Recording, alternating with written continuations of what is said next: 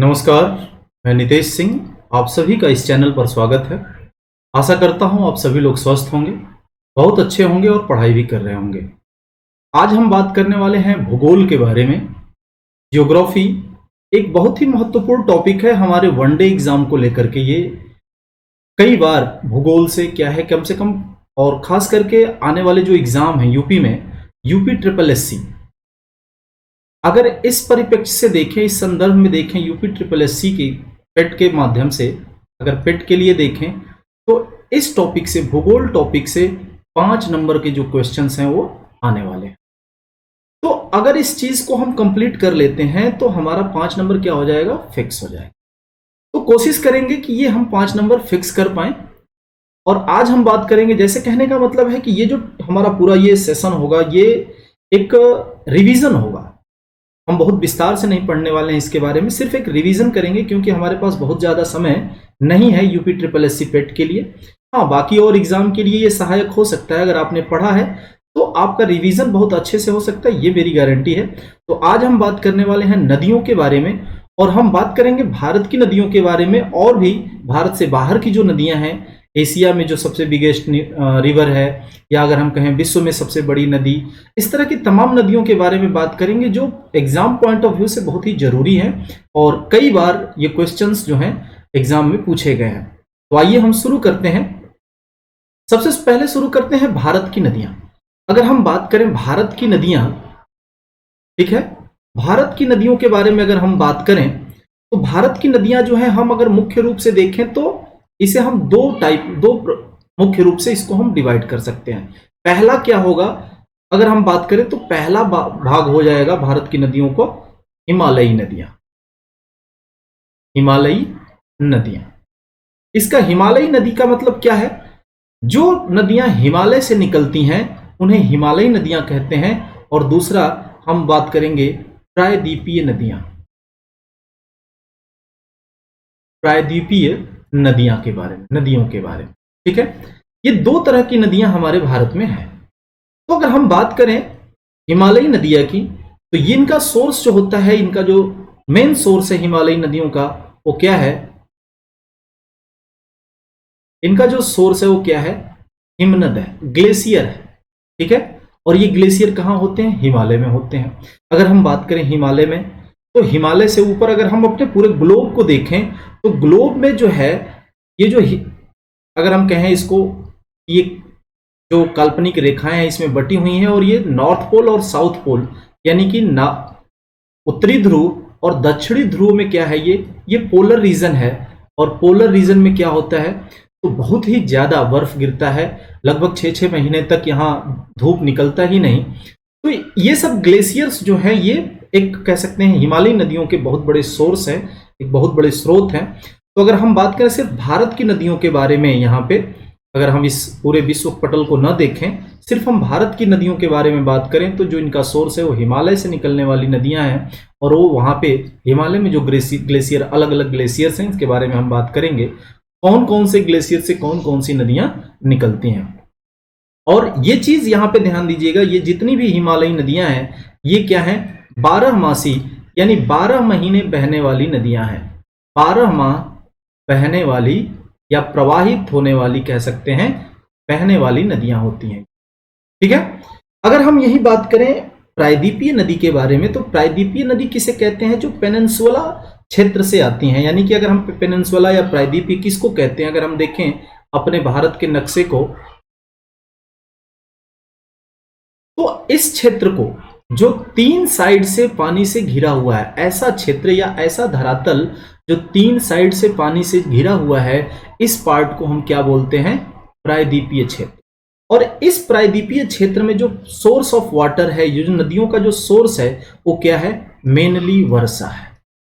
यानी जब बारिश होगी तो इन नदियों में पानी भरेगा, बारिश नहीं होगी तो इन नदियों में पानी नहीं होगा। या आप यहाँ पे ये कह सकते हैं कि ये 12 माह, यानी 12 माह तक ये लगातार नहीं बहती हैं। ये 12 माह तक लगातार नहीं बहती हैं। फिर आइए हम बात करते हैं, थोड़ा इसके बारे में और डिटेल करते हैं क्या है। तो सबसे पहली चीज अगर हम देखें हिमालयी नदियों के बारे में, अगर हम बात करें तो सबसे पहला हिमालयी नदियां। ठीक है। हिमालयी जो नदियां हैं,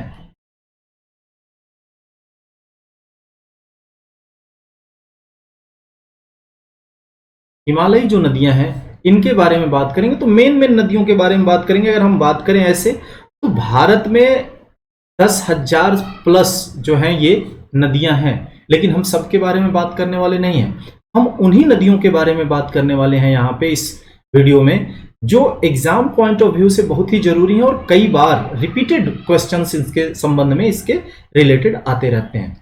तो हम यहाँ सिर्फ और सिर्फ रिवीजन कर रहे हैं नदियों का, ये ध्यान रहे। हम बहुत ज्यादा डिटेल में पढ़ने वाले नहीं हैं। अगर आपने कुछ पढ़ा हुआ है, मैं फिर दोहरा रहा हूं इस चीज को, कि अगर आपने नदियों के बारे में पढ़ा है तो आपका एक बहुत ही अच्छा रिवीजन यहां होने वाला है। तो आइए एक नजर मारते हैं। सबसे पहले अगर हम बात करें हिमालयी नदियां कौन कौन सी हैं, तो मेनली हम बात करते हैं सिंधु, सिंधु नदी और ब्रह्मपुत्र। हम ब्रह्मपुत्र के बारे में बात करने वाले हैं, हम गंगा के बारे में बात करने वाले हैं और यमुना के बारे में बात करने वाले हैं। और भी नदियां इसके साथ जुड़ेंगी, हम उनके बारे में भी थोड़ा थोड़ा देखते रहेंगे। लेकिन अगर हम बात करें मेनली, तो हम इन नदियों के बारे में बात करने वाले हैं। तो सबसे पहले अगर हम बात करें सिंधु नदी को लेकर के चलते हैं, ठीक है। सिंधु नदी को लेकर के चलते हैं तो इसकी जो लंबाई है, अगर हम कहें टोटल लंबाई 2880 किलोमीटर है। ध्यान दीजिएगा, इसकी जो टोटल लंबाई है, कई बार एग्जाम में पूछा गया है इस सिंधु नदी की टोटल लंबाई कितनी है, तो 2828 किलोमीटर, सॉरी 2880 किलोमीटर है। और ये किन किन क्षेत्रों से होकर के गुजरती है, तो सबसे पहले ये देखिए, ये तिब्बत वाले भाग से निकलती है। अगर हम बात करें तो ये तिब्बत वाले क्षेत्र से निकलती है। कहां से निकलती है भाई, ठीक है। तो इसका उद्गम जो है बोखरचू हिमनद, इसको भी हम देखेंगे। सबसे पहले बात कर लेते हैं तिब्बत वाले क्षेत्र से निकलते हुए ये चाइना, चाइना के बाद फिर इंडिया में आती है और इंडिया के बाद कहां जाती है, पाकिस्तान में।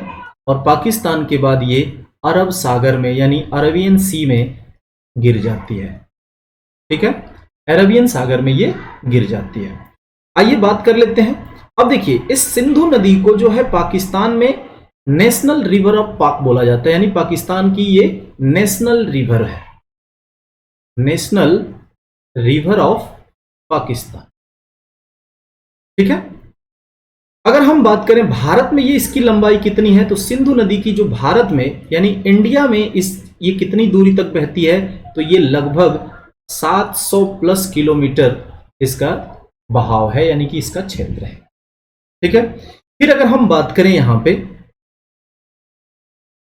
अगर हम बात करें यहां पे इसका उद्गम यानी सोर्स क्या है, यानी उद्गम क्या है,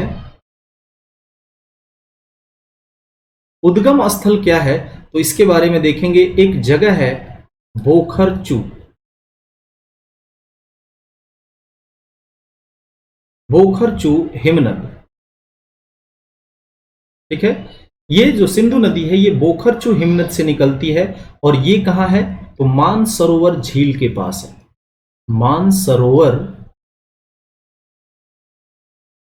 झील के निकट है।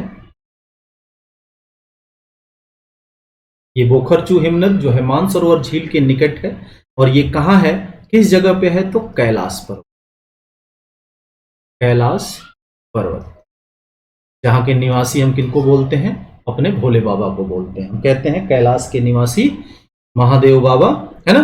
तो वहीं से एक जगह है बोखरचू हिमनद और उसी से ये सिंधु नदी का उद्गम होता है, ध्यान रखिएगा। इसके बारे में अगर हम थोड़ी सी और बात करें, तो ये जो सिंधु नदी है ये भारत में लद्दाख, भारत में लद्दाख एक जगह है, कौन सी, दमचोक, भारत में लद्दाख में एक जगह है दमचोक, दमचोक से ये भारत में एंट्री करती है, ये नदी भारत में आती है और इसके बाद पाकिस्तान में चली जाती है। किधर से, पीओके से होते हुए, यानी पाक ऑक्यूपाइड कश्मीर से होते हुए ये पाकिस्तान में चली जाती है और पाकिस्तान से कहां जाती है, ये अरब सागर में, अरब सी में चली जाती है। ठीक है। अब इसके बारे में थोड़ा सा और हम जानकारी ले लेते हैं सिंधु नदी के बारे में कि इसकी जो सहायक नदियां हैं, ट्रिब्यूटरी नदीज जो हैं इनकी, सिंधु नदी की सहायक नदियां कौन कौन सी है? तो सिंधु नदी की जो सहायक नदियां हैं इनमें आता है कौन? झेलम, ठीक है, चेनाब, रावी, ब्यास और सतलज। ये जो 5 नदियां हैं ये सिंधु नदी की सहायक नदियां नदियां कहलाती हैं, ठीक है। और ये सभी नदी जो है झेलम, चेनाब, रावी, ब्यास और सतलज, ये सभी नदी जो है पाकिस्तान में एक जगह है, पाकिस्तान में मीठानकोट, मीठानकोट एक जगह है जहां पे ये नदियां सभी जाकर के क्या होती हैं? मिलती हैं। किससे? सिंधु नदी से, सिंधु नदी से ये सभी मिलती हैं, ठीक है। अगर हम बात करें सिंधु के नदी के बारे में तो भारत और पाकिस्तान के बीच सिंधु समझौता हुआ था, सिंधु समझौता हुआ था। ये कब हुआ था? 1960 में, ठीक है। किसके द्वारा हुआ था? तो वर्ल्ड बैंक के द्वारा हुआ था।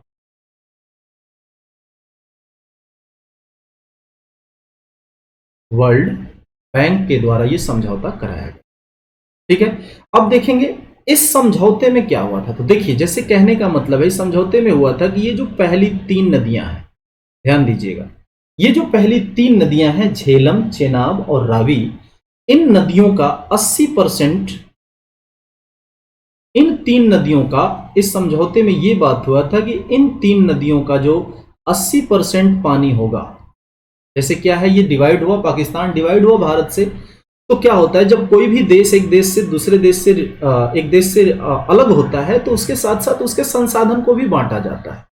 तो जल सोर्स क्या है? ये जल क्या है? एक संसाधन है। तो ये जब बंटवारा हुआ, इसका समझौता हुआ 1960 में वर्ल्ड बैंक के द्वारा कराया गया सिंधु समझौता भारत और पाकिस्तान के बीच, तो इसमें यह तय हुआ कि इन 3 नदियों का, यानी झेलम, चेनाब और रावी, इन 3 नदियों का जो 80% पानी है, ये जो 80% पानी है वो किसको जाएगा?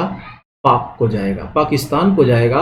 और सिर्फ 20% पानी जो है इन 3 नदियों का कौन यूज करेगा? इंडिया यूज करेगा। ये समझौता है, ठीक है। फिर अगर हम इसी में थोड़ा सा ये देखें, इसके बारे में थोड़ा ये जान लें कि ये जो 5 नदियां हैं झेलम, चेनाब, रावी, ब्यास और सतलज, ये जो 5 नदियां हैं ये पंजाब में पंचनद से नाम से जानी जाती है, इसीलिए पंजाब से होकर गुजरती हैं, जिसको पंजाब में ये पंचनद क्षेत्र के नाम से भी जाना जाता है कि जिस क्षेत्र में 5 नदियां बहती हैं। अगर एक नजर डालें इस पे, हम थोड़ा सा इनके बारे में भी थोड़ा जान लेते हैं। अगर हम बात करें झेलम के बारे में, ठीक है, तो झेलम का जो सोर्स है ये बेरीनाग, ध्यान रखिएगा, बेरीनाग, ये कहां है? J&K में, ठीक है। फिर अगर हम बात करें चेनाब का जो सोर्स है, यानी जो उद्गम स्थल है इस नदी का, ये है बड़ा लाचला, बड़ा लाचला, ये कहां है? हिमाचल प्रदेश में है, ठीक है। अगर हम तीसरी नदी की बात करें रावी, तो रावी जो है रोहतांग दर्रा,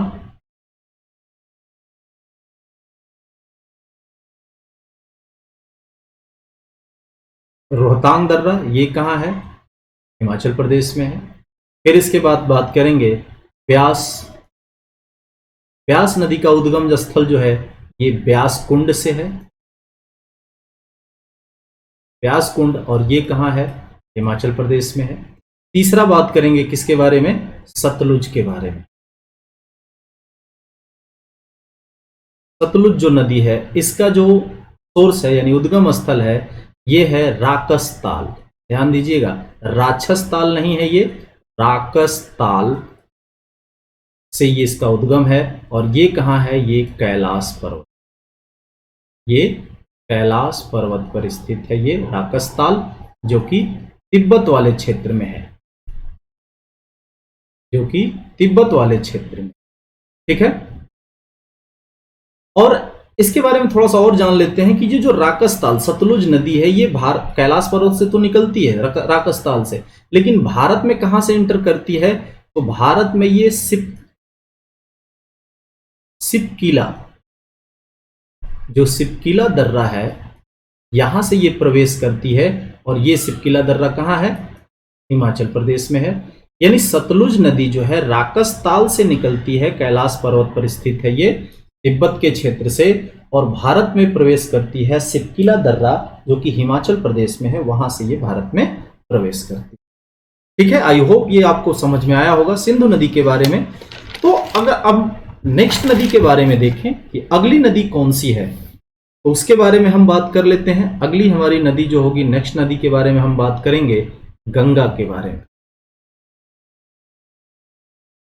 गंगा, ठीक है, आइए गंगा के बारे में बात करते हैं। तो गंगा को राष्ट्रीय नदी कहा जाता है, किसका? भारत का, नेशनल रिवर ऑफ इंडिया। ध्यान दीजिएगा, और ये कब घोषित किया गया था? तो 2008 में। ठीक है, याद रखिएगा गंगा को नेशनल रिवर ऑफ इंडिया कब घोषित किया गया, कब ऐसा प्रावधान आया? तो ये आया सन 2008 में। ठीक है, इसके बारे में थोड़ा और बात करते हैं। गंगा क्या है? तो इसकी जो लंबाई है 2525 किलोमीटर। कितनी है? 2525 किलोमीटर इसकी टोटल लंबाई है, जो एक तरह से अगर हम कहें तो ये भारत की सबसे लंबी नदी है, सबसे लंबी नदी। ठीक है, भारत की सबसे लंबी नदी। आइए थोड़ा सा और इसके बारे में जानते हैं, गंगा के बारे में, क्योंकि ये बहुत दूर तक अगर हम कहें इसके बारे में तो ये भारत के 5 राज्यों से होकर के गुजरती है। यानी 5 राज्यों में इसका विस्तार है, 5 राज्यों से होकर के गुजरती है।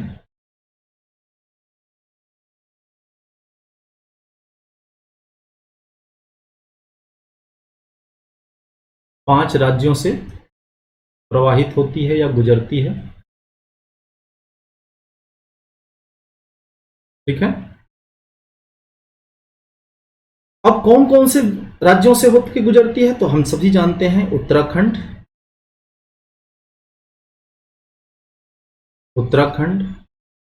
उत्तर प्रदेश, बिहार, झारखंड और कौन सा? वेस्ट बंगाल। यानी वेस्ट, और वेस्ट बंगाल से कहां चली जाती है? बांग्लादेश। बांग्लादेश में जाकर के फिर कहां चली जाती है भाई? वे ऑफ बंगाल में, वे ऑफ बंगाल।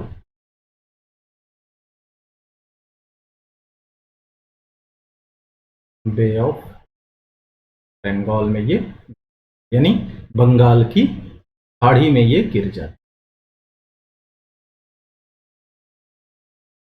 ठीक है, ये चीज समझ में आ गया आपको? यानी बे ऑफ बंगाल की खाड़ी में, यानी बे ऑफ बंगाल में ये गिर जाती है। अगर हम ये देखें कि इसका जो सबसे ज्यादा मैक्सिमम कहां है, यानी मैक्सिमम जो क्षेत्र कवर करती है वो किस राज्य में कवर करती है? तो मैक्सिमम क्षेत्र जो कवर करती है वो उत्तर प्रदेश में करती है। ध्यान दीजिएगा, मैक्सिमम जो दूरी है ये उत्तर प्रदेश में कवर करती है, और मिनिमम जो दूरी है वो, यानी सबसे कम दूरी जो है कहां? मिनिमम जो दूरी है वो झारखंड में। झारखंड में सिर्फ 40 किलोमीटर की दूरी ये कवर करती है। ये ध्यान रखिएगा, भारत के 5 राज्यों से होकर के ये गंगा गुजरती है, उत्तराखंड, उत्तर प्रदेश, बिहार, झारखंड और वेस्ट बंगाल। फिर इसके बाद ये बांग्लादेश में यानी दूसरे देश में चली जाती है, और वहां से बांग्लादेश के बाद बे ऑफ बंगाल में यानी बंगाल की खाड़ी में ये गिर जाती है। अगर हम वही बात करें तो उत्तर प्रदेश में ये मैक्सिमम दूरी कवर करती है, जबकि झारखंड में मिनिमम डिस्टेंस कवर करती है, यानी सिर्फ और सिर्फ कितना? 40 किलोमीटर। अब इसके बारे में बात कर लेते हैं कि इसका उद्गम स्थल क्या है। जो उद्गम स्थल है गंगा का, ये क्या है, तो इसके बारे में जान लेते हैं। गंगोत्री हिमनद से ये निकलती है। गंगोत्री हिमनद से निकलती है ये, और ये कहाँ है, गौमुख, जो कि उत्तराखंड में है। ठीक है, और उत्तराखंड के कहा, उत्तरकाशी जिले में, उत्तरकाशी जिले में।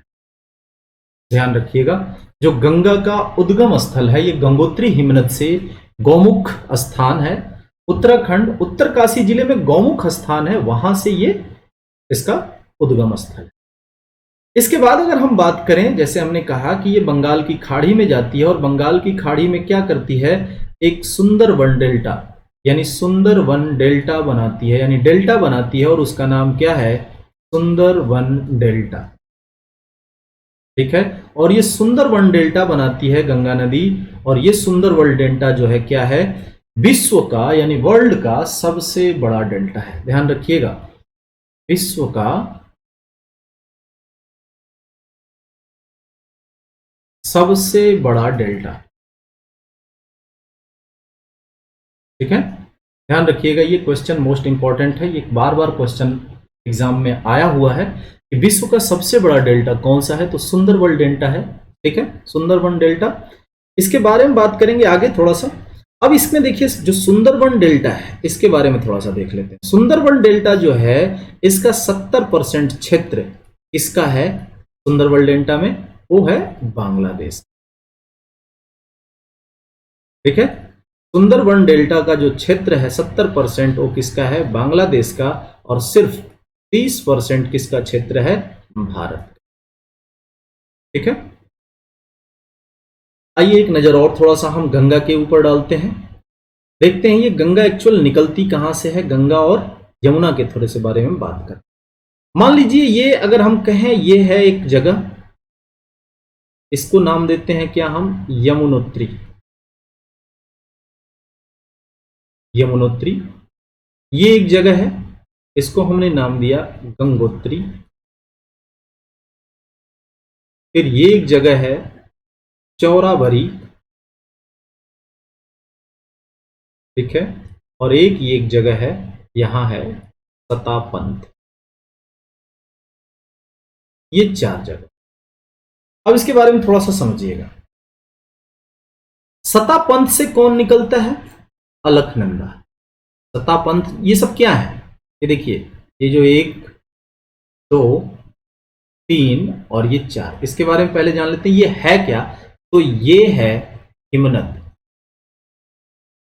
ये क्या है, हिमनद है, यानी सोर्स ऑफ रिवर्स है, अलग अलग नदियों के ये सोर्स है। ठीक है, तो हिमनद है ये। तो अगर हम कहें सतापंथ से कौन निकलता है, ये नदी कौन निकलती है, यहां से निकलती है अलकनंदा। अलकनंदा नदी निकलती है। ठीक है, इस चौराबरी से कौन निकलता है भाई, तो यहां से निकलती है नदी मंदाकिनी। ठीक है, गंगोत्री से कौन निकलती है, कौन सी नदी निकलती है, तो यहां से निकलती है भागीरथी। और यमुनोत्री से कौन निकलता है, तो यहां से एक नदी निकलती है जिसका नाम है यमुना।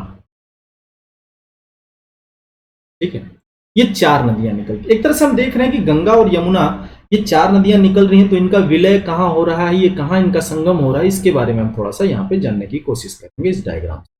तो अलकनंदा और ये मंदाकिनी थोड़ी दूर आकर के ये कहां मिल जाती हैं, ये अलकनंदा के साथ ये मंदाकिनी मिल जाती है, और ये मिलती है, एक स्थान है कहां पे, रुद्रप्रयाग में। ये रुद्रप्रयाग में मिलती है। और फिर जब यहां से ये आगे बढ़ती है तो ये अलकनंदा के ही नाम से चलती है, अलकनंदा। यानी जब ये मंदाकिनी नदी जो है अलकनंदा से जब ये मिलती है यहां पे, तो ये अपना अस्तित्व यहीं खत्म कर देती है। मंदाकिनी का अस्तित्व जो है चौराबरी से निकल करके रुद्रप्रयाग तक ही का ही होता है। इसके बाद ये अलकनंदा बनकर के आगे बढ़ती है, और फिर जब ये भागीरथी नदी जो है आगे बहते हुए आती है और अलकनंदा से यहां मिलती है। और ये कहां अलकनंदा से मिलती है? तो ये मिलती है देवप्रयाग में, ये मिलती है देवप्रयाग स्थान पर। ठीक है। अब जब देवप्रयाग स्थान पे ये अलकनंदा से मिलती है भागीरथी नदी, तो यहां से जो नदी के रूप में चलती है, ये चलती है अब गंगा नदी के नाम से। ठीक है, इस तरह से ये गंगा, मतलब कहीं भी अगर हम कहें कि ये जो सोर्स ऑफ रिवर्स हैं, जो हिमनद हैं, ये डायरेक्ट गंगा जो है हिमनद से ना निकल करके ये अलग अलग नदियों के संगम से बना हुआ एक नदी रूप है, जिसको हम गंगा कहते हैं। और इसका जो स्टार्ट है, यानी जो प्रथम पॉइंट है, वो देवप्रयाग से ये गंगा के नाम से शुरू हो जाए। वहीं अगर हम बात करें इस जमुना के बारे में, तो ये जो यमुना है, सॉरी जमुना नहीं, यमुना है, ये बहते हुए आती है और गंगा से मिल जाती है। ध्यान दीजिएगा, ये किससे मिलती है? गंगा से मिलती है। अगर हम बात करें तो ये गंगा से मिलती है, और ये कहां मिलती है? ये किस स्थान पे? तो प्रयागराज में। कहां मिलती है ये? प्रयागराज, जिसको कहते हैं गंगा यमुना सरस्वती का संगम स्थल। ये तीन नदियों का संगम स्थल है, गंगा यमुना और सरस्वती। यहां देखिए, गंगा तो दिख रही है प्रत्यक्ष रूप से, ये यमुना भी प्रत्यक्ष रूप से दिखती है, लेकिन ऐसा माना जाता है कि सरस्वती नीचे नीचे यानी अंडरग्राउंड आकर के इस जगह पर मिलती है, जिससे तीन नदियों का यहाँ पे संगम होता है, गंगा यमुना और सरस्वती। इसके बाद ये प्रयागराज से आगे बढ़ती है और बिहार में प्रवेश करती है, और बिहार से प्रवेश करते हुए ये कहाँ चली जाती है? झारखंड में। झारखंड के बाद फिर ये वेस्ट बंगाल में, और वेस्ट बंगाल के बाद कहाँ चली जाती है? बांग्लादेश में, और बांग्लादेश में जाकर के ये बे ऑफ बंगाल में गिर जाती है। ठीक है, इसके बारे में थोड़ा सा और जानते हैं कि इस गंगा के जो सहायक नदी है, गंगा में और कौन सी नदियां यहां आके मिलती हैं? तो यमुना तो आके मिलती ही है, इसके साथ साथ एक नीचे से ये नदी आती है, प्रायद्वीपीय नदी है जिसको कहते हैं। देख लेते हैं थोड़ा सा इसके बारे में।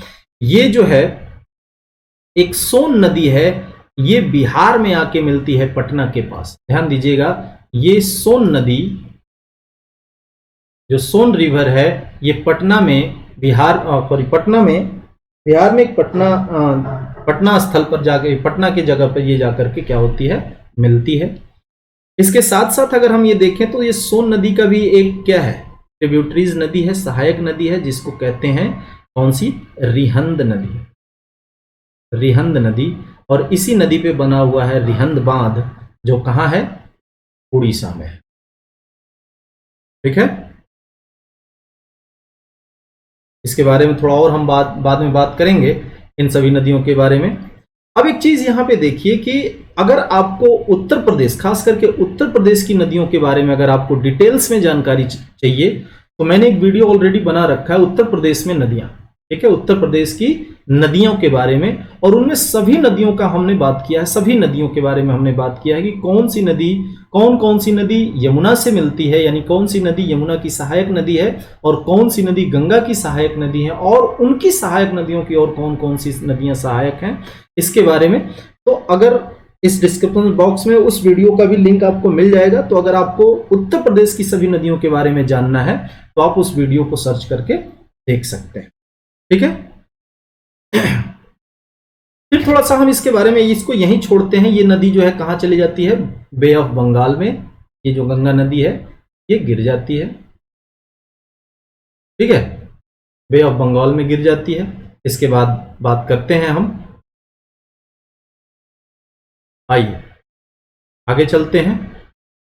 अब इसके बारे में थोड़ा सा हम ये देखते हैं कि मान लीजिए ये यमुनोत्री है, अगर हमने बात किया, ये हिमनद है, कौन सी?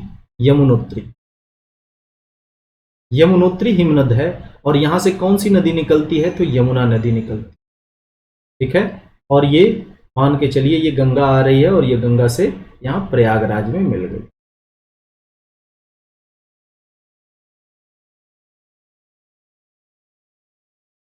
ये प्रयागराज में यहां मिली। ठीक है, अब यमुना की कौन कौन सी सहायक नदियां हैं, इसको थोड़ा सा हम एक बार एक नजर देख लेते हैं। तो देखिए, जनापाव की पहाड़ियां मध्य प्रदेश से एक नदी आती है और यमुना से मिलती है। इस नदी का नाम क्या है? चंबल नदी। चंबल की जो बीहड़ है ये काफी प्रसिद्ध है, चंबल नदी। इसके बाद एक दूसरी नदी है सिंध नदी, ठीक है। हिंदी में तो सिंध ही कहते हैं, लेकिन इंग्लिश में इसको सिंध, ठीक है। यहां क्लियर नहीं है, पूरा ही निकल गया। आइए एक बार फिर से इसको हम बनाते हैं, ठीक है। ये सिंध नदी, एक सिंध नदी इससे मिलती है, तीसरी बेतवा नदी मिलती है, और चौथी ये है केन नदी, यमुना नदी से मिलती है। यानी यमुना की जो है 4 सहायक नदियां हैं। ध्यान दीजिएगा, ये सभी प्रायद्वीपीय नदियां हैं, ये सभी प्रायद्वीपीय नदियां हैं जो किसी हिमालय से, हिमनद से नहीं निकलती, ठीक है। ये क्लियर हो गया। यमुना की 4 सहायक नदियां, चंबल, सिंध, बेतवा और केन, ये 4 सहायक। अब आगे थोड़ा सा देख लीजिए। अगर हम कहें कि ये अलकनंदा से जो है देवप्रयाग से गंगा बन करके निकलती है, तो ये अगर हम कहें कि ये जो गंगा नदी है इसकी कितनी सहायक नदियां हैं, तो अगर हम यहां पे देखें तो ये हो गई यमुना जो प्रयागराज में मिलती है, ठीक है। ये प्रयागराज में मिलती है, ये कौन सी है, इसका नाम हमने रखा क्या, यमुना, ठीक है। यमुना नदी हो गई। अगर हम कहें कि ये गंगा नदी है और इसकी कौन कौन सी सहायक नदियां हैं, तो इसमें हम देखेंगे सबसे पहले आके मिलती है यूपी में ही रामगंगा, गंगा की सहायक नदी है, ठीक है। फिर दूसरी नदी आती है, इससे मिलती है गोमती, जो गंगा की सहायक नदी है। तीसरी है घाघरा, ठीक है। चौथी है गंडक,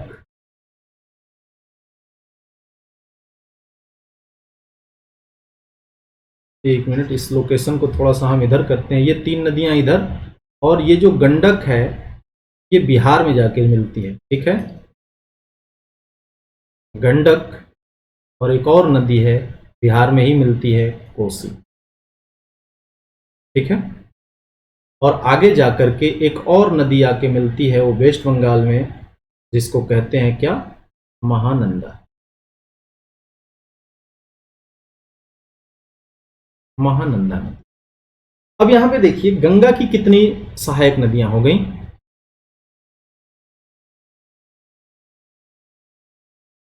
गंगा की देखिए रामगंगा, गोमती, ठीक है, गोमती, घाघरा। अगर हम ये देखें कि ये रामगंगा, गोमती और घाघरा ये जो हैं ये उत्तर प्रदेश में ही गंगा से मिलती है, ठीक है। लेकिन अगर यहां पे देखें, ये यमुना भी उत्तर प्रदेश में ही मिलती है, ठीक है, प्रयागराज में।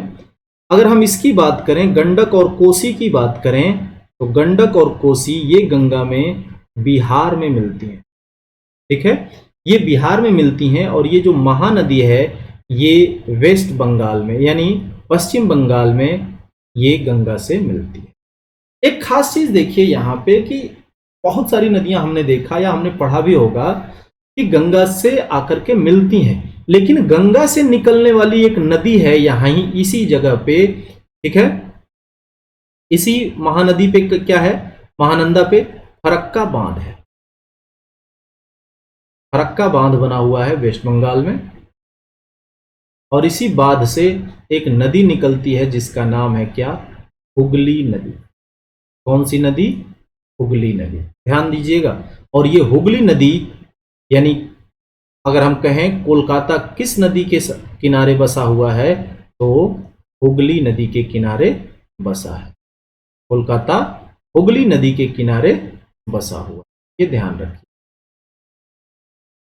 ठीक है। यानी अगर हम ये कहें कि गंगा से निकलने वाली एकमात्र नदी, गंगा से निकलने वाली एकमात्र नदी कौन सी है, तो वो है हुगली नदी, जो गंगा से निकलती, ठीक है। आइए आगे बात कर लेते हैं। इसी क्रम में देखें कि गंगा की जो सबसे बड़ी सहायक नदी है, अगर हम बात करें यहां पे गंगा की जो सबसे बड़ी सहायक नदी,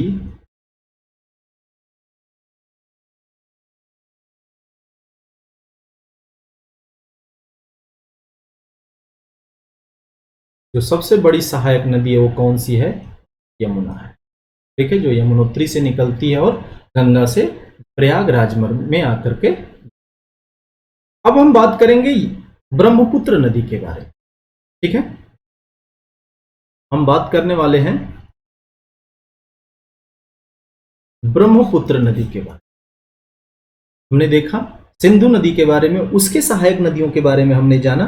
हम फिर देखे हमने गंगा नदी के बारे में और उसकी सहायक नदियों के बारे में, यमुना नदी को उसकी सहायक नदियों के बारे में हमने देख लिया कौन कौन सी नदियां हैं। इसके बाद हम देखने वाले हैं यहाँ पे ब्रह्मपुत्र नदी के बारे में। तो सबसे पहले बात करें ब्रह्मपुत्र नदी की जो लेंथ है, जो लंबाई है, वो कितनी है? 2900 किलोमीटर है, यानी 2900 किलोमीटर इसकी लंबाई है। ठीक है, कहां कहां ये बहती है? तो चाइना में ये बहती है। ठीक है, फिर आती है ये कहां? इंडिया में, और फिर इंडिया से कहां चली जाती है ये?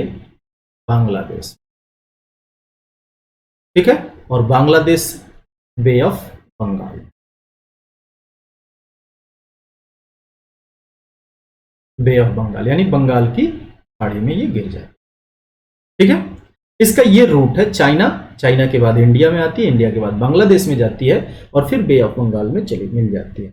और ये जो ब्रह्मपुत्र है, ये जो हमने बात किया था कि गंगा जो है ये आती है बे ऑफ बंगाल में गिरती है, तो ब्रह्मपुत्र भी इसी के साथ यहां मिल जाती है, गंगा के साथ ही मिल करके ब्रह्मपुत्र भी, ये दोनों नदियां जो हैं ये मिल करके क्या बनाती हैं? बे ऑफ बंगाल बनाती हैं, सॉरी बे ऑफ बंगाल में गिरती हैं और ये सुंदरबन डेल्टा बनाती है। हमने इसके बारे में बात कर लिया है। तो अगर हम ये देखें कि जो सबसे बड़ी नदी है, जैसे हमने अभी बात किया कि भारत की जो सबसे बड़ी नदी वो कौन सी है? क्या नाम है? गंगा है। लेकिन अगर हम ये देखें कि जो जल की दृष्टि से अगर देखा जाए, क्योंकि ब्रह्मपुत्र नदी जो है बहुत चौड़ी नदी है, ठीक है, तो जल कितना लेकर के चलती है ये, तो अगर उस हिसाब से देखा जाए तो सबसे बड़ी नदी है भारत की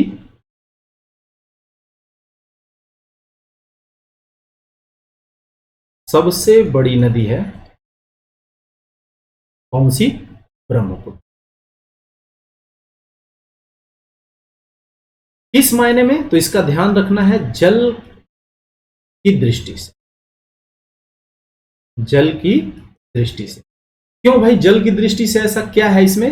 ज्यादा ध्यान दीजिएगा इस पे कि जल की दृष्टि का मतलब है यहां पे कि ये जो साल भर में जितना पानी इस नदी के में प्रवाहित होता है, बहता है, उसको अगर हम देखें, उसको अगर हम सापेक्ष लें या उसको आधार बनाएं, तो जल के आधार पर यानी पानी के आधार पे ये साल भर में सबसे ज्यादा पानी जो है ये इसके नदी के में प्रवाहित होती है, ब्रह्मपुत्र नदी में प्रवाहित होती है। इस हिसाब से ये ब्रह्मपुत्र नदी जो है जल की दृष्टि से सबसे बड़ी नदी है।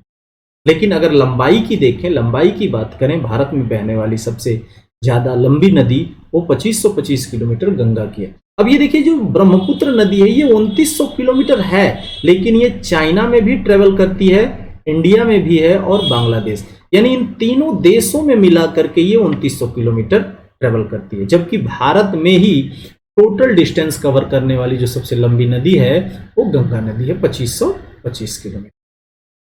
अगर हम इसकी बात कर लें ब्रह्मपुत्र के उद्गम स्थल के बारे में, उद्गम स्थल के बारे में, इसका उद्गम स्थल कहां है? तो ये है चेमा युंगडुंग, चेमा युंगडुंग।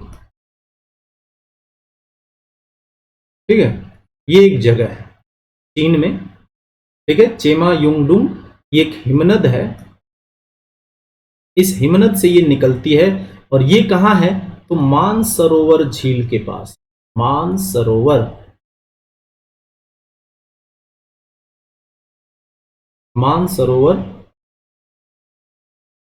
झील के पास, ठीक है, झील के पास ये निकलती है।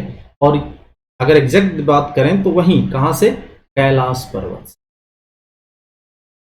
कैलाश पर्वत से ये निकलती है, जो कि तिब्बत वाले क्षेत्र में ये पड़ता है।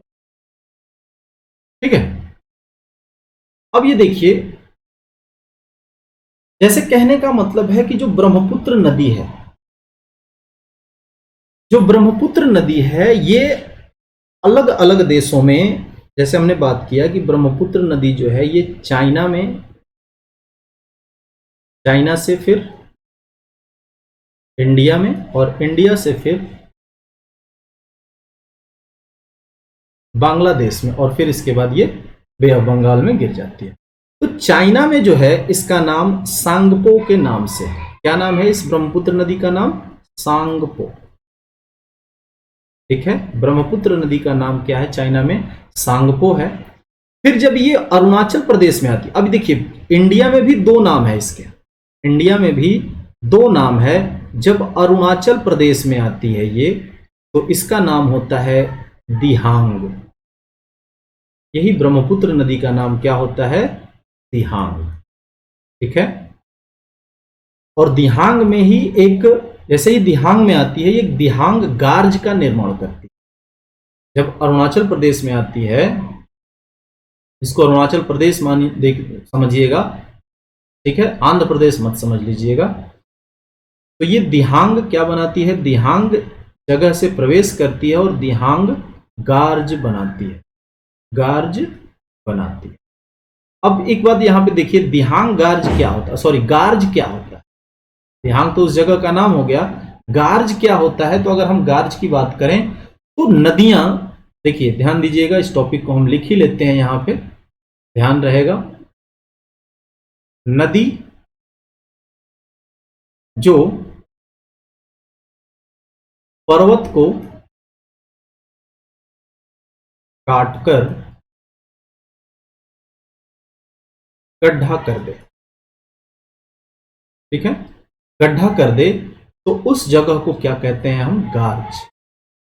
ऐसी नदी जो पर्वत को काटकर गड्ढा कर दे, तो हम कहेंगे वो गार्ज बना दिया। ठीक है, अब देखिए यहां पे हम बात कर रहे थे कि इंडिया में दो नाम है, इस नदी के दो नाम है। जब ये अरुणाचल प्रदेश में एंट्री करती है दिहांग से, तो इसका नाम क्या होता है? सॉरी, दिहांग इसका नाम होता है, इस नदी का नाम क्या होता है? दिहांग। ठीक है, जो कि दिहांग गार्ज बनाती है। और गार्ज का मतलब क्या है? नदी जो पर्वत को काटकर गड्ढा कर दे, उसको हम गार्ज कहते हैं। यानी दिहांग नाम से जानी जाती है अरुणाचल प्रदेश में। और फिर जब ये असम में आती है, जब ये असम में आती है, तो इसका नाम हो जाता है क्या? ब्रह्मपुत्र। इसका नाम हो जाता है ब्रह्मपुत्र। ठीक है, यानी चाइना में ब्रह्मपुत्र का ही नाम क्या है? सांगपो। अरुणाचल प्रदेश में जब आती है भारत में, तो इसका नाम होता है दिहांग। अब जब असम में आती है भारत के दूसरे राज्य में, तो इसका यहाँ पे नाम होता है ब्रह्मपुत्र। और फिर इसके बाद जब ये बांग्लादेश में प्रवेश करती है, तो इसी नदी का नाम होता है जमुना। क्या नाम होता है? यमुना। ध्यान दीजिएगा, यमुना वो अलग है, यमुनोत्री नदी से निकलने वाली, जो भारत में बहती है और गंगा में प्रयागराज में आकर के मिलती है। ठीक है, जो कि यमुना जो है गंगा की सबसे लंबी सहायक नदी है। और यहां पे ये इसी नदी का नाम जो है क्या हो जाता है? जमुना हो। इसके बारे में एक और चीज देखेंगे कि हम ये ब्रह्मपुत्र के ही कारण एक द्वीप भारत में बनता है, जिसको कहते हैं माजुली द्वीप। माजुली द्वीप। ठीक है, और ये कहां है? ये है असम में। ठीक है, असम में अगर माजुली द्वीप की बात करें, तो ये जो है असम में है। और ये विश्व का, ध्यान दीजिएगा, कई बार क्वेश्चन पूछ चुका है इसके बारे में, विश्व का सबसे बड़ा नदी द्वीप है ये। माजुली द्वीप कैसा है? विश्व का सबसे बड़ा नदी द्वीप है। ठीक है, माजुली द्वीप ध्यान रखिएगा असम में है, और ये विश्व का सबसे बड़ा नदी द्वीप है। और माजुली द्वीप किस नदी के कारण, यानी कौन सी नदी है जिसमें ये माजुली द्वीप बना है? तो वो नदी है ब्रह्मपुत्र। ब्रह्मपुत्र। हमने बात किया कि असम में नदी का क्या नाम है? ब्रह्मपुत्र नाम है। अरुणाचल प्रदेश में क्या नाम है? दिहांग नाम है। चाइना में क्या नाम है? तो उसका नाम है सांगपो। और जब ये बांग्लादेश में आ जाती है, तो उसका नाम हो जाता है क्या? जमुना। ठीक है, अब द्वीप किसको कहते हैं? इस कॉन्सेप्ट को, इस पार्ट को समझ लीजिए। द्वीप ऐसा स्थल या वह स्थल, ध्यान दीजिएगा, वह स्थल जो चारों ओर से पानी से घिरा हो।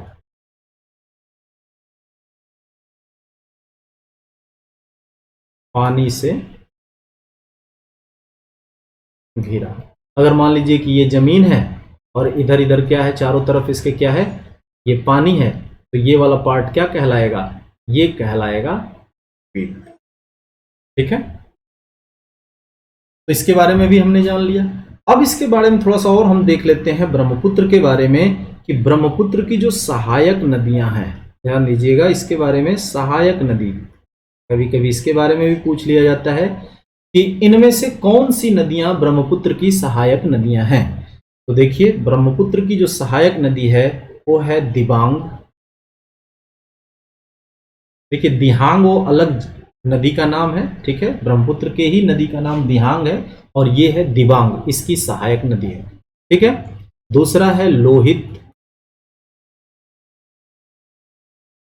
तीसरा है घनसरी, घनसीरी, सॉरी, घनसीरी नदी। अगर हम बात करें चौथी नदी के बारे में, तो ये है सुबनसिरी। अगर हम पांचवी नदी के बारे में बात करें तो ये है तिस्ता। ठीक है, छठी नदी है मानस। अब देखिए, तिस्ता क्या है, तिस्ता एक जल विवाद है, किसके बीच, तिस्ता नदी जल विवाद चलता है किसके बीच है, तो तिस्ता नदी जल विवाद भारत और बांग्लादेश के बीच है। किसके बीच है, भारत और बांग्लादेश के बीच में ये तिस्ता नदी जल विवाद। ठीक है,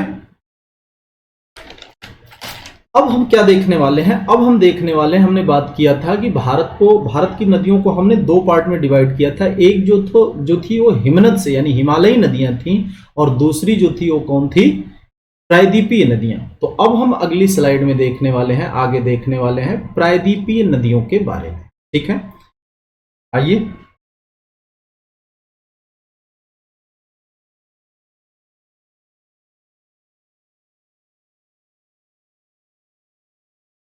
प्रायद्वीपीय नदियां, ठीक है।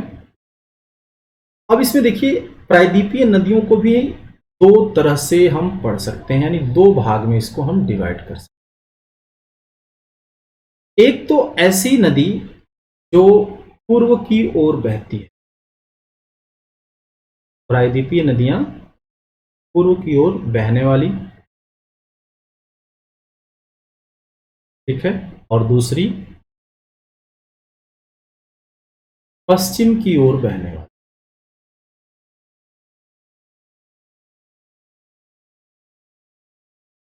ठीक है, ये दो तरह की नदियां, प्रायद्वीपीय नदियां में हम दो भाग में इसको बांट करके पढ़ेंगे। पहली जो पूर्व की ओर बहने वाली नदी है, और दूसरी पश्चिम की ओर बहने वाली नदी है।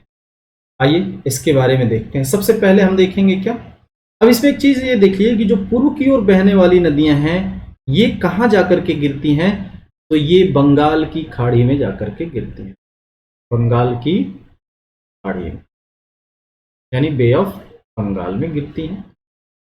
ठीक है, और ये जो पश्चिम की ओर बहने वाली नदियां हैं, ये कहां जाके गिरती हैं, तो ये अरब सागर में, अरेबियन सी में ये जाकर के गिरती। ठीक है, आइए सबसे पहले हम बात करेंगे पूर्व की ओर बहने वाली नदियां कौन कौन सी। ठीक है, यानी यहां हम हेडिंग डाल लेते हैं, पूर्व की ओर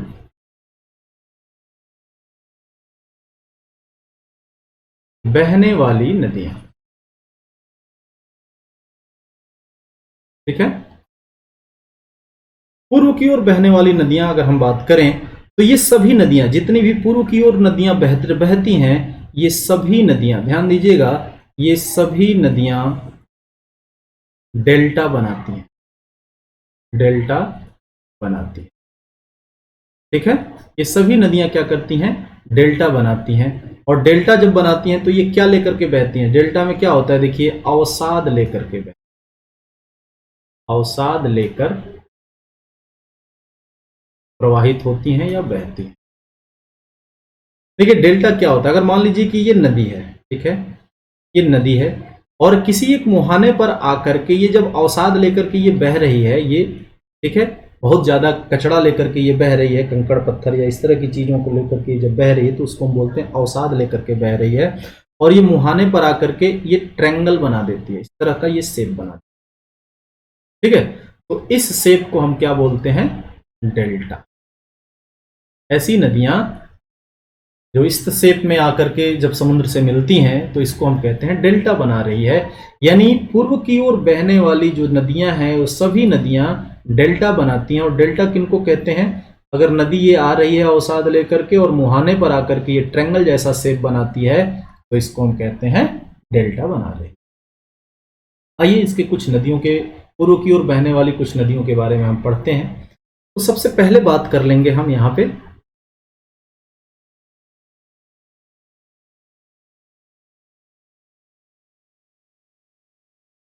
सबसे पहला बात करते हैं हम दामोदर नदी के। दामोदर नदी, ठीक है। तो दामोदर नदी का बहुत ज्यादा कुछ नहीं जानना है, इसका जान लीजिए क्या उद्गम स्थल क्या है। दामोदर नदी का उद्गम स्थल क्या है, तो ये है छोटा नागपुर का पठार। का उद्गम स्थल है छोटा नागपुर का पठार। फिर हम बात करेंगे यहाँ पे इसकी दूसरी नदी, तो जो पूरब की ओर बहती हैं, प्रायद्वीपीय नदियां हैं, ये ध्यान दीजिएगा, महानदी के बारे में। महानदी के बारे में हम बात करेंगे और इसका जो उद्गम स्थल है, इसका जो उद्गम स्थल है ये है सिहावा पहाड़ी। सिहावा पहाड़ी, और ये कहाँ है, रायपुर रायपुर छत्तीसगढ़ में, ठीक है। छत्तीसगढ़ की राजधानी भी है क्या, रायपुर। तो ये जो सिहावा पहाड़ी है यहीं से ये महानदी निकलती है, रायपुर छत्तीसगढ़ से। अब ये देखिए इसके थोड़े फीचर्स को जानते हैं। महानदी को उड़ीसा का शोक कहा जाता है, उड़ीसा का शोक भी कहा जाता है। शोक का यहां इन द सेंस क्या है कि ऐसी नदी है जो बार बार तकलीफें लेकर के आती हैं उड़ीसा वासियों के लिए, यानी दिक्कतें पैदा करती हैं, इसलिए इस नदी को क्या नाम दे दिया गया है, उड़ीसा का शोक, ठीक है। अब इसी नदी पर, महानदी पर ही हीराकुंड बांध बनाया गया है। हीराकुंड बांध, और ये बांध कहां है, तो ओडिशा में, ठीक है। हम अगली नदी के बारे में बात करेंगे, ठीक है। नंबर 3 वो कौन सी होगी, गोदावरी। गोदावरी नदी के बारे में हम यहां बात करेंगे। अगर हम गोदावरी नदी का इंपॉर्टेंट है ये चीज, ठीक है, इसकी जो लेंथ है, जो लंबाई है, ये है 1465 किलो। ध्यान दीजिएगा, हमने ऊपर उनकी लंबाई के बारे में नहीं बात किया क्योंकि बहुत जरूरी नहीं है। हम यहां सिर्फ और सिर्फ उन्हीं क्वेश्चंस को या वैसे ही टॉपिक को या वैसे ही पॉइंट्स के बारे में डिस्कस कर रहे हैं जो कि एग्जाम पॉइंट्स ऑफ व्यू से क्या है, सही हैं, यानी एग्जाम पॉइंट ऑफ व्यू से वो जरूरी है, ठीक है। अब इसके बारे में हम बात कर लेते हैं। गोदावरी का जो उद्गम स्थल है, उद्गम स्थल कहां है, त्र्यंबकेश्वर जो है स्थान है कहां पे, नासिक महाराष्ट्र में। त्र्यंबकेश्वर,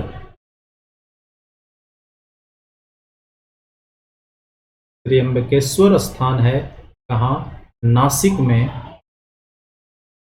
महाराष्ट्र। त्र्यंबकेश्वर से ये निकलती है। अब एक चीज यहां ध्यान दीजिए, ये जो त्र्यंबकेश्वर से निकलती है गोदावरी नदी, यहां नासिक में, यहां ये क्या है, ये कुंभ का भी स्थल है। कुंभ का जो स्नान होता है, ठीक है, कुंभ का जो आयोजन होता है ये गोदावरी नदी में होता है, नासिक में, ठीक है। ये कुंभ का आयोजन भी यहां होता है। अगर हम कुंभ की बात कर रहे हैं तो हम और देख लेते हैं कहां कहां होता है, तो नासिक में होता है, गोदावरी नदी में, ठीक है। प्रयागराज यूपी में होता है, प्रयागराज उत्तर प्रदेश। कौन सी नदी है? तो यहां संगम है गंगा, यमुना और सरस्वती का। इस संगम में होता है कुंभ का आयोजन। ठीक है। फिर नेक्स्ट जगह कौन सी है? हरिद्वार में होता है, हरिद्वार में होता है। ये किस नदी में होता है? तो गंगा नदी में होता है। ठीक है। हरिद्वार कहाँ है? तो यूके में यानी उत्तराखंड में है। फिर अगर हम बात करें तो चौथी जगह जो होती है वो कहाँ है? उज्जैन में है। और उज्जैन कहाँ है? एमपी में। और उज्जैन में किस नदी में होता है? तो शिप्रा नदी, शिप्रा नदी में ये, यानी कुंभ का आयोजन भारत में 4 जगहों पे होता है। नासिक महाराष्ट्र गोदावरी नदी में, प्रयागराज उत्तर प्रदेश यमुना गंगा, गंगा यमुना और सरस्वती के संगम स्थल पर। ठीक है। हरिद्वार उत्तराखंड में गंगा नदी में, उज्जैन एमपी में, क्षिप्रा नदी में। ये ध्यान रखिए। आइए आगे बढ़ते हैं। अगर हम गोदावरी की बात करते हैं तो जो गोदावरी नदी है ये दक्षिण भारत की सबसे लंबी नदी है। ध्यान दीजिएगा, दक्षिण भारत की सबसे लंबी नदी यानी लॉन्गेस्ट नदी यानी लॉन्गेस्ट रिवर है। कौन सी? गोदावरी। ठीक है। दक्षिण भारत की सबसे लंबी नदी है। इसके बाद अगर हम बात करें, इसके और भी कुछ फीचर्स हैं। इसको दक्षिण भारत की गंगा भी कहा जाता है। इसी नदी को यानी गोदावरी नदी को दक्षिण भारत की गंगा भी कहा जाता है। और दूसरी फीचर्स क्या है? इसे वृद्ध गंगा यानी बूढ़ी गंगा भी, वृद्ध गंगा यानी बूढ़ी गंगा के नाम से भी जाना। ठीक है। ये उपनाम है इसके, दक्षिण भारत की गंगा और वृद्ध गंगा। ये गोदावरी नदी के क्या हैं? उपनाम है। ध्यान रखिएगा, सरनेम, सब नेम। ठीक है।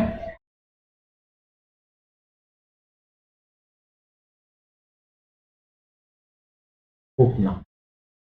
ठीक है। आगे हम बात करेंगे, नदी होगी हमारी कौन सी? कृष्णा नदी के बाद। ठीक है। इसका उद्गम देखें, इसका उद्गम स्थल है महाबलेश्वर।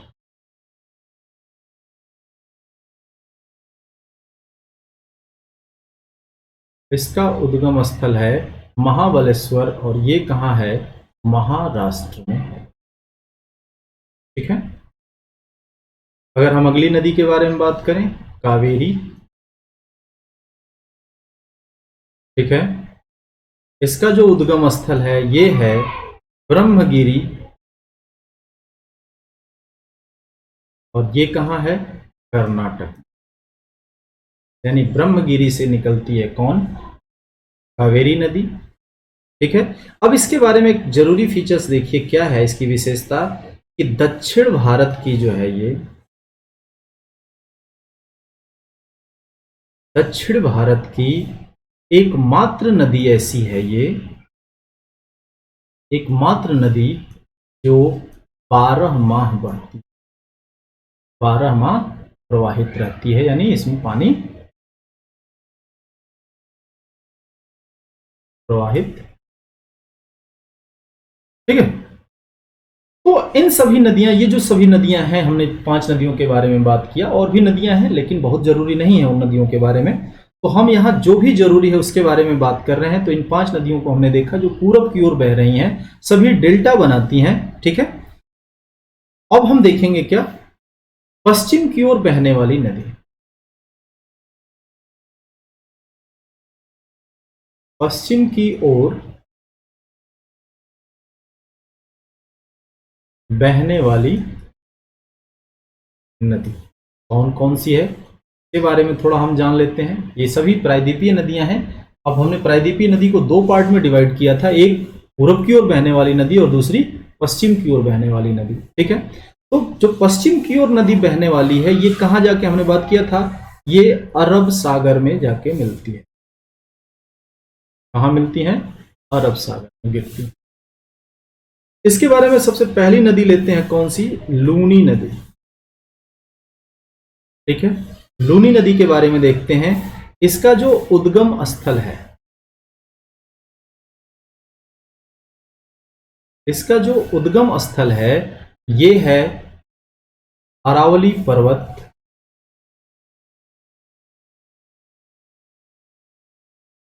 ठीक है, अरावली पर्वत। और ये कहां है? ये है अजमेर में। अरावली पर्वत तो खैर बहुत दूर तक फैला हुआ है, लेकिन जो लूनी नदी का उद्गम स्थल है वो अजमेर में है। और अजमेर में किस पर्वत से? तो अरावली पर्वत से। और अजमेर कहां है? सभी को पता है, राजस्थान। ठीक है, अजमेर में ही पुष्कर का मेला लगता है। और एकमात्र ब्रह्मा जी का मंदिर भी है, कहां पे? पुष्कर में, जो कि अजमेर में है। ठीक है, अगर हम यहीं पे बात करें इसके और बारे में, ठीक है, तो लूनी नदी के और फीचर के बारे में देखें तो भारत की एकमात्र नदी, ध्यान दीजिएगा, भारत की एक मात्र नदी जिसका पानी जो है क्या है? खारा है, खारा पानी वाली है। ठीक है, देखिए क्या है ये, राजस्थान के रेगिस्तान में होकर के बहती है। और रेगिस्तान क्या होता है? साल्टेड होता है, नमकीन होता है। और जब उस नमकीन क्षेत्र से ये बहती है तो इसका पानी कैसा हो जाता है? खारा हो जाता है। यानी भारत की एकमात्र खारे नदी की, खारे पानी की अगर कोई नदी है तो कौन सी है? लूनी नदी है। इसके साथ साथ एक और खास फीचर है इसका, ये जो लूनी नदी है ये अरब सागर में नहीं गिरती है। ये अरब सागर में नहीं गिरती है। ये कहां चली जाती है भाई?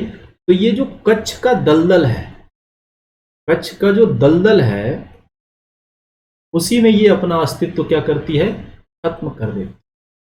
ठीक है, अपना जो अस्तित्व है, अपनी जो क्या बोल सकते हैं, अपना जो रूप है, ये वहीं उसका खत्म हो जाता है। यानी ये वहीं क्या बोलते हैं उसको, गायब हो जाती है। कक्ष, रण के कक्ष में जो है, सॉरी, कक्ष के दलदल में ये गायब हो जाती है। ये डायरेक्ट अरब सागर में जाकर के नहीं मिलती। ठीक है, दूसरे नदी के बारे में बात करेंगे, ये है साबरमती। साबरमती नदी के बारे में बात करेंगे तो ये कहां से निकलती है? तो ये भी, इसका उद्गम स्थल भी है अरावली पर्वत। और ये निकलती है उदयपुर, राजस्थान। ठीक है, देखिए लूनी नदी अरावली पर्वत से ही निकलती है, लेकिन जगह है अजमेर, राजस्थान। साबरमती भी अरावली पर्वत से निकलती है, लेकिन जगह है उदयपुर, राजस्थान। इस चीज का ध्यान रखिएगा, कंफ्यूजन ना हो। ठीक है, और साबर नदी के ही किनारे दो शहर बसे हुए हैं गुजरात के। एक है अहमदाबाद। क्वेश्चन आता है कभी कभी, अहमदाबाद यानी अहमदाबाद किस नदी के किनारे बसा है? और दूसरा है गांधीनगर। गुजरात के दो शहर हैं साबर नदी के किनारे, एक है अहमदाबाद और दूसरा है गांधीनगर। इसको भी ध्यान में रखिएगा। फिर हम बात करेंगे तीसरा, कौन सी नदी है? माही नदी। माही नदी के बारे में हम बात करने वाले हैं यहां पे। और इसका जो उद्गम स्थल है वो है विंध्याचल। विंध्याचल, और विंध्याचल कहां? मध्य प्रदेश, यानी एमपी से विंध्याचल पर्वत से ये निकलती है माही नदी। इसकी खास फीचर क्या है? बार बार एग्जाम में पूछा जाता है। माही नदी ही एक ऐसी नदी है भारत में, ये जो है कर्क रेखा को, कर्क रेखा को दो बार क्रॉस करती है, दो बार काट, दो बार क्रॉस करती है। ठीक है, ध्यान दीजिए, माही नदी जो है ये कर्क रेखा को दो बार क्रॉस करती है। और फिर इसके बाद हम बात करेंगे चौथी नदी, जो है ये नर्मदा। ठीक है, इसका उद्गम स्थल जो है अमरकंटक। अमरकंटक कहाँ है? एमपी में। ये अमरकंटक से निकलती है, मध्य प्रदेश से निकलती है। और नर्मदा को ये अगर हम बात करें तो ये जो है भ्रंश घाटी, भ्रंश घाटी में बहती है। ठीक है, और भ्रंश घाटी किसको कहते हैं? तो ऐसी घाटी या ऐसी जगह, ठीक है, जो जमीन जो है किसी कारणवश धंस गया हो, ठीक है, उसे हम क्या बोलते हैं? भ्रंश घाटी। और भ्रंश घाटी को ही हम अगर इंग्लिश में कहें तो जिसे हम कहते हैं रिफ्ट वैली, रिफ्ट वैली। ठीक है, रिफ्ट वैली से ये बहती है। इसके बाद इसी नर्मदा के बारे में थोड़े से और जान लेते हैं।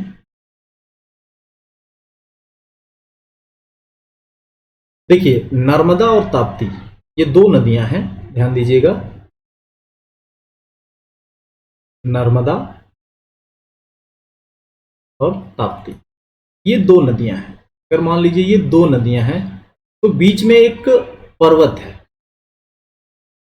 और इस पर्वत का नाम है सतपुड़ा पर्वत,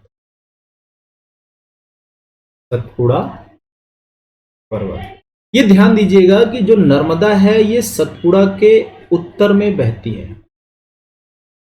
उत्तर की ओर, यानी सतपुड़ा से उत्तर की ओर है, यानी उत्तर की दिशा में है ये। ठीक है, और जो ये ताप्ती है ये सतपुड़ा से दक्षिण की ओर। ध्यान दीजिएगा, कभी कभी क्वेश्चन ये पूछ लेता है कि सतपुड़ा पर्वत के दक्षिण साइड में बहने वाली नदी का नाम बताइए, तो वो क्या है? ताप्ती। और सतपुड़ा पर्वत के उत्तर की ओर बहने वाली, यानी सतपुड़ा पर्वत के उत्तर साइड में बहने वाली कौन सी नदी है? ये है नर्मदा। ठीक है, इसी के साथ देख लेते हैं ताप्ती नदी जो होगी हमारी अगली नदी होगी, तो इसका उद्गम स्थल क्या होगा? इसका उद्गम स्थल है बैतूल जिला, यानी मुल्ताई। अगर हम बात करें जहां से ये निकलती है वो है मुल्ताई स्थान। ये कहाँ है? तो बैतूल जिला है एमपी में। ठीक है, यहां से ये निकलती, बैतूल जिला एमपी में मुल्ताई जगह से ये निकलती। ठीक है, तो आज हमने इसमें क्या देखा? भारत की नदियों को देखा, और भारत में हमने क्या देखा? दो साइड में हमने नदियों को डिवाइड किया है, यानी दो प्रकार की नदियों के हम रूप में हमने इसको बांट लिया। एक जो है हिमालयी नदियां, दूसरी कौन सी? प्रायद्वीपीय नदियां। ठीक है, हमने देखा एक जो थी कौन सी? हिमालयी नदी, दूसरी प्रायद्वीपीय नदी। हिमालयी नदी का सोर्स हिमनद है, ग्लेशियर है, ये 12 माह बहने वाली नदियां हैं। ठीक है, और प्रायद्वीपीय नदी का सोर्स जो है वर्षा से है, यानी बारिश होगी तो इसमें पानी होगा, अन्यथा नहीं होगा, तो ये 12 माह नहीं बहती है। इसके बारे में हमने इतना पूरा डिटेल देखा। अगर आपको ये वीडियो पसंद आता है तो जरूर इस चैनल को सब्सक्राइब करें, लाइक करें और अपने दोस्तों के साथ भी इस चीज को, इस वीडियो को शेयर करें।